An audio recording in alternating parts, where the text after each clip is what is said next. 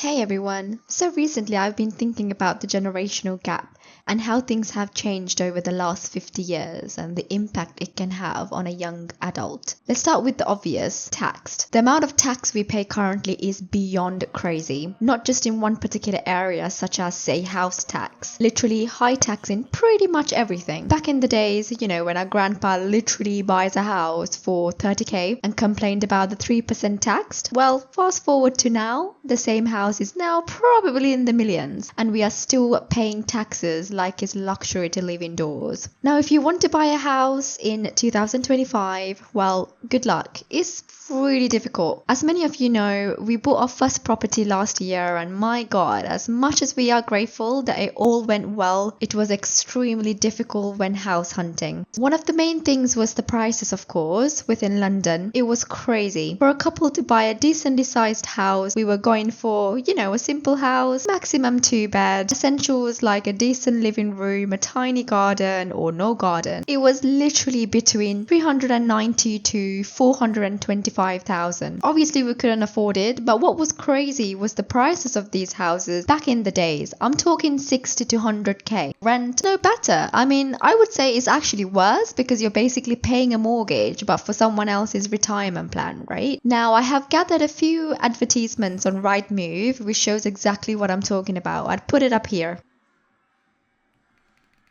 Now, let's talk about groceries. I call it the silent wallet killer. About 5 years ago, we used to spend, say, approximately £40 per week. And this is for me and my partner. Just 2 people. Usually some of the groceries would then carry over to the next week. So when next week comes, you buy less groceries. As 2 people who tries to stay healthy, we relatively try to balance our diet. So we would normally buy our protein sources like chicken, and then we have our rice, pasta, bread, and then of course the vegetable and some fruit. Now I would say that's, quite basic to live a moderately healthy life. The same shopping now is costing us on average about £65 and above. And this doesn't even include the essentials like toilet paper, detergents.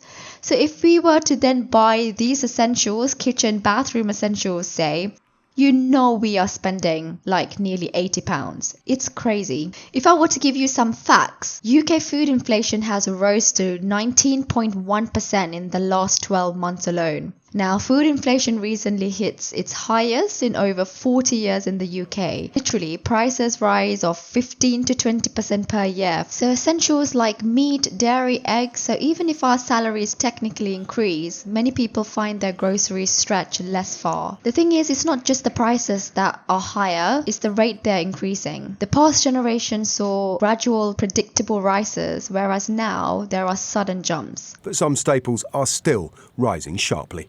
Even a basic bag of shopping tells us a lot about how fast some prices are rising. Beef, 24% more expensive than it was. Coffee is up 18%. Chocolate and butter are both 17% pricier than they were. And even a pint of milk up 11% in a year. If it feels like your shopping is getting more expensive, well, it really is. And that is a challenge for a government that promised to put more money in people's pockets. Well, price rises are disappointing for everybody. We've seen energy prices come down in July, but they're still too high. That's why it's so important that we keep easing the cost of living, keep acting on that. The higher inflation figures today, which have almost doubled since the election, is a damning indictment on the failings of this Labour government. They're putting all of us under cost of living pressures. Move on to another big topic, education, student debt in the UK. Did you know universities used to be free from 1962 to 1998? Yeah, I was just as shocked as you probably are. I literally just found out while doing some digging. I did not know it was free at any point. Apparently, the local authorities were the ones paying the bills for tuition fees. Crazy. Now, if you take a look at this graph, you'll see how student debt has been climbing year after year, and guess what? To make things worse, this year is the worst. Not surprised, to be honest. By the end of 2024 to 25, student debt is expected to hit 270 billion. So within student finance, there's something called maintenance loan as well that students get. So basically, these are loans students get to help with everyday stuff like rent, food, travel, you name it. Sadly, unlike unlike grants, these have to be paid back just like any other loan. And speaking of grants, they were scrapped back in 2016. So how maintenance loan work is that if you're from a low income household, you get a bigger maintenance loan and so on. But still, it's a loan and loans come with interest. The thing is, if you're studying full time, it's very difficult to work full-time job to support your expenses. So this is why maintenance loans are needed to help students get by. When I was a student, I worked a few part-time jobs, but as exams got closer, I quit a few jobs. I remember in my last year, I barely worked. I ended up leaving my job in the cafe and only continued tutoring, which I was doing 2 to 3 times a month. That would earn me approximately 90 to 120 pounds. In my last year of university, everything pretty much got hard in terms of passing certain exams,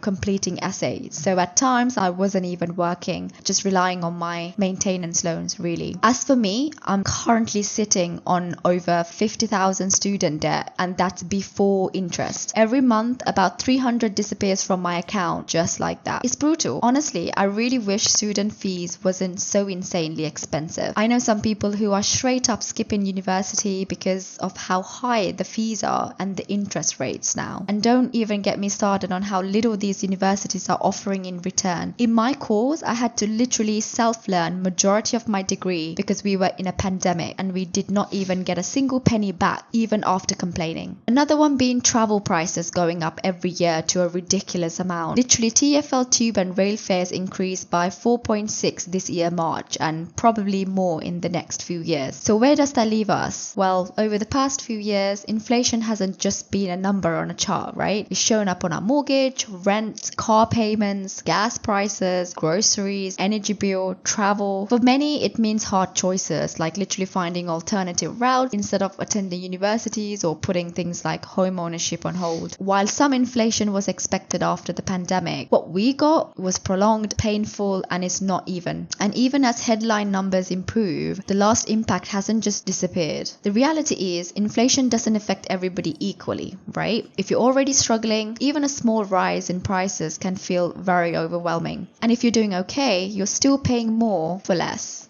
Going forward, I hope that things stabilize, but it's worth really asking what lessons have we really learned. If this video made you think, or if you've been feeling the pressure in your own life, share the experience in the comments below. I would love to hear your story. Thank you for watching. See ya.